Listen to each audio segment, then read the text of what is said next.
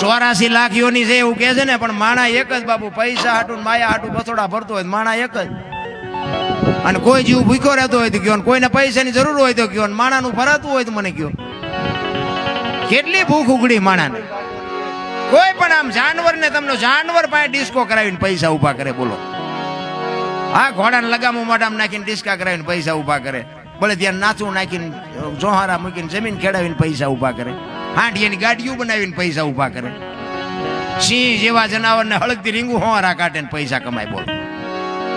અરે ગાયોના ને ભેંસોના બસડાને ધાવવા ન દીધા ને એના દૂધ ખેંચી ખેંચીને બાપુ રૂપિયા બનાવવા માંડ્યા. મને તો એ નથી ખબર પડતી કે આની પથારીઓ કરીને હોવાનું છે શું. ને કે હું તો એમ કહું કે આ ગાયોના ને ભેંસોના બસડાને જો ધરીને ધવરાયા હોત ને તો મકાનની થાંભલી હોનાની હોત ભલામણ. પછી કે ધાવ્યો નહીં પાડો શું ખીલાન થાવે. કઈ માલપા વધવા દીધું હોય બિચારો ધાવે ને. એમ બાપુ માણસનો અવતાર મળ્યો છે. પછી હું કોઈ પણ સમાજ હોય એવી વાત નથી કે દરબારનો સમાજ ઊંચા નીચાનું અત્યારે બહુ હાલ્યું.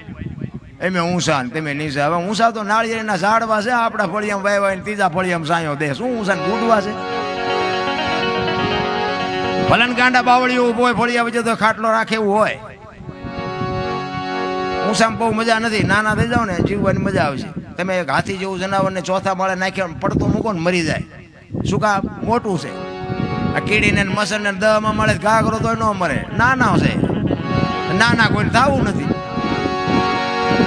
એટલે હાંકડીમાં આવે છે ને મરે છે.